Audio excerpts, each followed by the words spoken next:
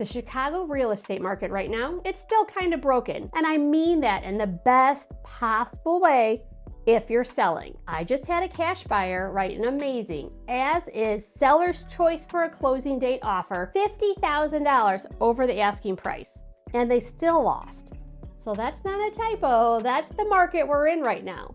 Low inventory, fierce competition, and buyers who are ready to move. So if you're thinking about selling your home this year, the most important question you need to answer is this: how do you price your home to actually win in this environment without leaving tens of thousands of dollars on the table? Because here's what most sellers don't realize. Pricing wrong right now doesn't just cost you time. It can cost you $20,000, $30,000, sometimes more. So stay with me, I'm gonna break down exactly how this works. Let me give you the real picture first. Illinois housing inventory has been squeezed hard over the last few years. Supplies dropped significantly while demand stayed strong. And that's not a spin, that's the data. In Chicago specifically, homes are selling fast, faster than the national average. And roughly 1 in 3 homes is still selling above asking price. Now, why does this matter for you? Because pricing strategy in a seller's market is completely different than in a normal market or a buyer's market. In a normal market, you price at value and hope someone bites. You try to get maybe 95% of your asking price, maybe a little bit more, a little bit less. In this market, the best agents, the ones consistently getting sellers 5 to 10 to 15% over asking, they don't price it at value. They price it to create competition. And there's a difference between those two things that most sellers don't fully understand until it's too late. Let me show you exactly what I mean. Here's a mistake I see over and over again. A seller says, I want to price it a little high and leave room to negotiate. I get it. It sounds safe. It sounds smart. It's actually one of the most expensive decisions you can make right now. And here's why. When buyers see a home that's overpriced, even slightly, they don't make low offers. They just scroll past it, swipe left. They assume something is wrong and they wait. They know the market. They're very intuitive. There's all this data from different websites that bombard them. So the longer your home sits on the market, the more leverage they get. Days on market is the single biggest thing that kills your negotiating power. Every week that goes by, buyers start wondering, what's wrong with it? Or why hasn't it sold? And they use that against you. I listed 3 different homes this past weekend, different neighborhoods, different price points. Every single one had multiple offers, and every single one sold from $6,000 to $15,000 above asking price. That wasn't luck. That was the result of a very specific pricing approach. Pricing to drive demand, not chase it. So let me show you exactly how we think about pricing a home. There are 3 things that determine where your home should be priced. Most sellers only think about one of them. Price per square foot is the first one, and this is usually the number most people look at online. In the Chicago market, you're looking at roughly $300 per square foot, depending on the area. Some are higher, some are lower. Here's the problem. Price per square foot doesn't know if you have quartzite or marble or granite or quartz countertop or laminate. It doesn't know if your layout is open and modern or choppy and dated.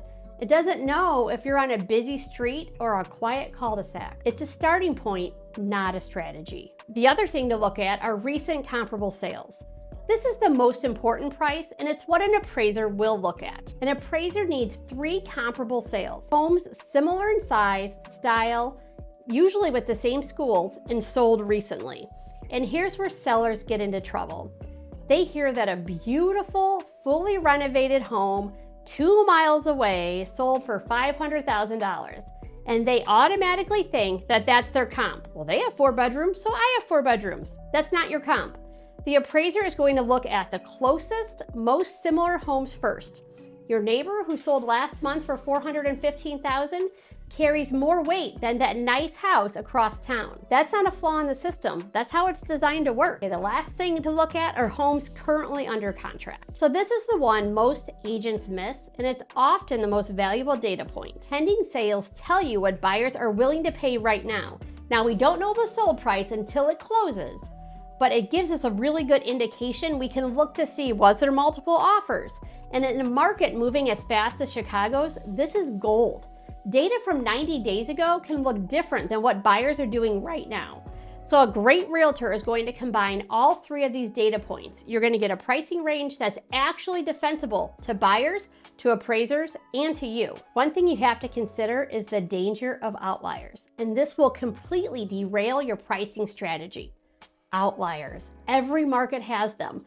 That one house that sold way over asking, the unicorn sale that everyone in the neighborhood is still talking about. And I get it. You see that number and you think, well, that's what my home is worth. I want to list it for that. But here's the truth. If you look at most outliers, they started much lower and the price was driven up through multiple offers. So those outliers don't set the market, they distort it. That house that sold $80,000 over asking, it probably had a gut renovation, custom kitchen, primary suite addition, maybe amazing curb appeal or location. And it probably had 6 competing offers driving up the price beyond what a normal person would appraise it for. If your home doesn't match that condition and those upgrades and that perfect market scenario, you cannot just price it like it does. Because even if a buyer writes that offer today, the appraisal won't support it. It's just one comp. And then you're back to square one, except now you've lost time, you've lost momentum, and potentially you've lost that buyer. Outliers are inspiring. I'm working with a house right now and we're trying so hard to get to that outlier price, but we're not gonna list there. It's one comp out of 15 and it's way too high. Your pricing strategy has to be grounded in reality. I'm not a pessimist. That's just how to protect the deal all the way to closing. Here's something that most sellers don't think about until it's too late. If you've made improvements to your home, and I'm not talking about maintenance, okay, new furnace, new AC, everyone has to have that. I'm talking about an updated kitchen, refinished hardwood floors, a brand new bathroom. Those updates matter, but only if you document them. Here's something most sellers don't think about until it's too late. If you've made improvements to your home, big things, a brand new kitchen, refinished your hardwood floors, new windows, which are very expensive, a new furnace, new bathroom. Those matter, but you need to document them and you need to know the dates. So a lot of sellers assume the appraiser is going to walk through the house and just notice everything. They don't. They're humans and they're in like 20 houses a day. They're moving fast, they're looking at square footage, bedroom count, how many, if there's heat sources in rooms, and the condition. If you don't tell them what's been done, they may not give you credit for it. So here's what I ask every single one of my sellers to put together before we list. Just a document that tells what was done, when it was done, and an approximate cost. That's it. We pass that directly to the appraiser, and that list of updates can absolutely move the needle, especially when the appraisal is close to your contract price, and every dollar matters. In today's market where buyers are increasingly picky about condition, being able to say new roof in 2023, HVAC replaced in 2025, kitchen updated in 2024, that's not a selling point, it's a pricing point. Okay, so how do you put all of this together? Here's the framework I use with every seller. We identify the true market value based on comps, pending sales, and your update. Then in a market like this one, we price that slightly below the ceiling. Not drastically below, we're not giving it away. This is not a fire sale. Just enough to make buyers feel like there's opportunity, like they have a real shot at getting this home. And what happens is when buyers feel that way, they show up. They show up to the open houses, they call the realtor to schedule a showing, they call me. They all show up all at the same time, and then that creates competition. And when buyers are competing against each other, they push the price up for you. So we've cast the widest net to catch all the buyers, and now they're all working against each other to raise the price.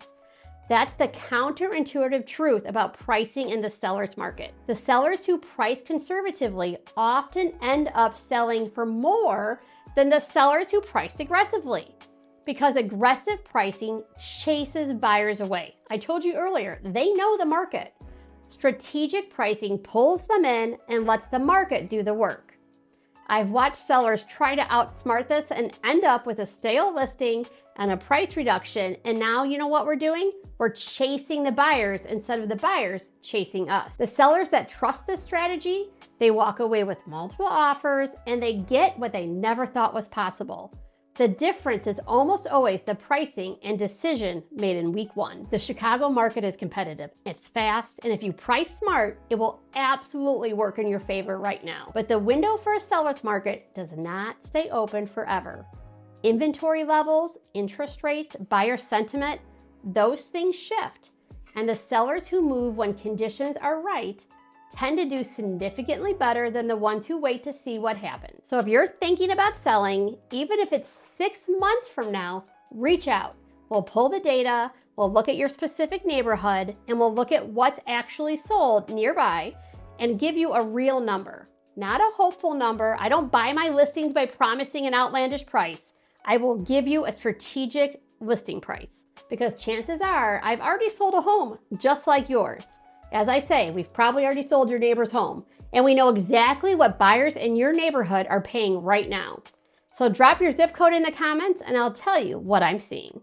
Help a realtor out, hit like and subscribe so I keep making these videos, and I'll see you next week.